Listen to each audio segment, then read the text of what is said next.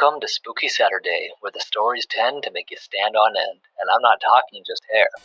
Your sanity is optional here, so let's dive into tonight's tale. Some places don't feel wrong at first. They let you laugh, they let you walk in with confidence, and then slowly, they remind you that you were never meant to be there in the first place. This is one of those stories. Let's dive into it. Hello, Paranormal Poet. My name is Aaron. This experience was one my nightmares set to remind me of. This happened in February of 2018 in a heavily forested area of British Columbia. I went on this trip with 4 friends, Nick, Jake, Will, and Matt. We were all thrill seekers in our own way, exploring, hiking, chasing rumors. This time, it was Nick who brought the idea to the table. You see, he had told us about an allegedly abandoned cabin somewhere deep in the woods. Word of mouth gave Nick enough info to determine the general location of this place. Like most of our dumb adventures, we all agreed without thinking twice. We found a place to park and began our journey into the forest. And we didn't have to go far for things to get interesting. For the first 15 minutes of the hike, everything felt normal. Spirits were high, jokes were flying. Then, off the trail, that's when I noticed something in the trees. Hanging from a branch was a frayed hemp rope. At the end of it, a crow skull, lashed together with thin twigs. I stopped walking. So did Will. Neither of us said anything at first, but the mood shifted instantly. Will was the first to speak up. He asked Jake if we could simply turn back. Jake barely slowed down. "We're almost there," he said. So we kept walking. About an hour later, deeper into the woods, we saw something worse. Another rope, another branch. This time, it wasn't a skull. It was a dead crow, hanging upside down. Feathers still attached. The body hadn't decayed. That's when fear really set in. This wasn't a decoration. This was a warning. At least, that's what Will and I thought in our minds upon seeing it. Will asked again, more firmly this time, to turn back. Jake insisted we were close. Not long after, the trees opened into a clearing, and that's when we saw it. A 2-story wooden cabin, barely standing. The windows were cracked, wood chipped and gray with age. It looked abandoned from the outside. Who knew what the inside looked like? We approached cautiously and began stepping inside. The smell hit us almost immediately.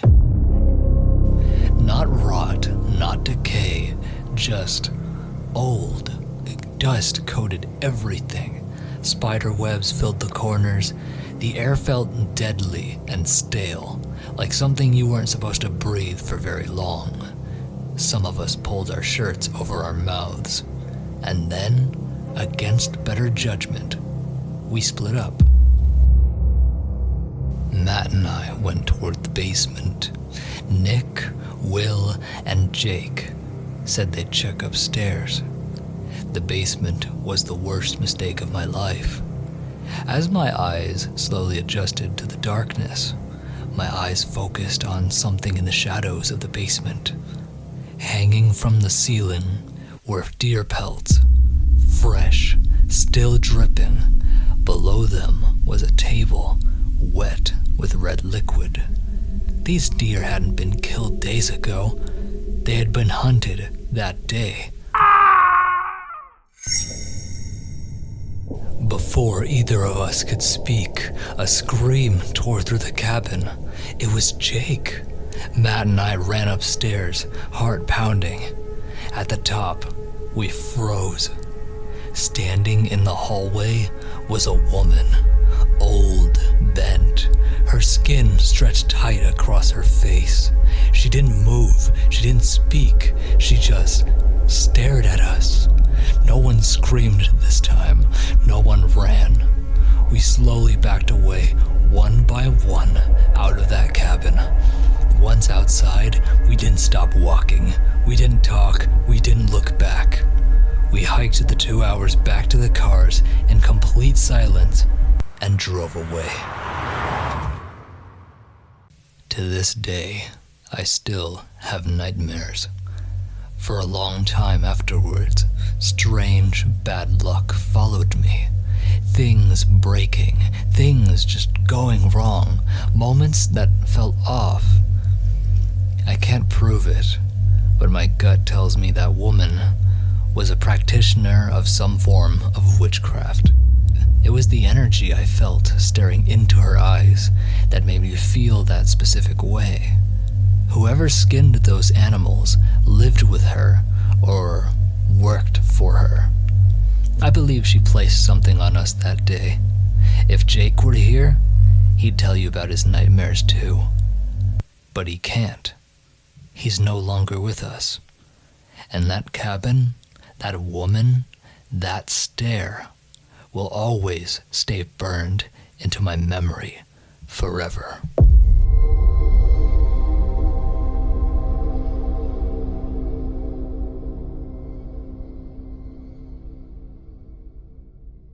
If you enjoyed this true story and wish to see more like it in the future, don't forget to hit subscribe if you are new, click that like button for me, and comment what moment did it for you. If you love true, paranormal, scary stories in audio-only format, you are in the right place, so tune in every Saturday at 9 p.m. PST for new stories every week.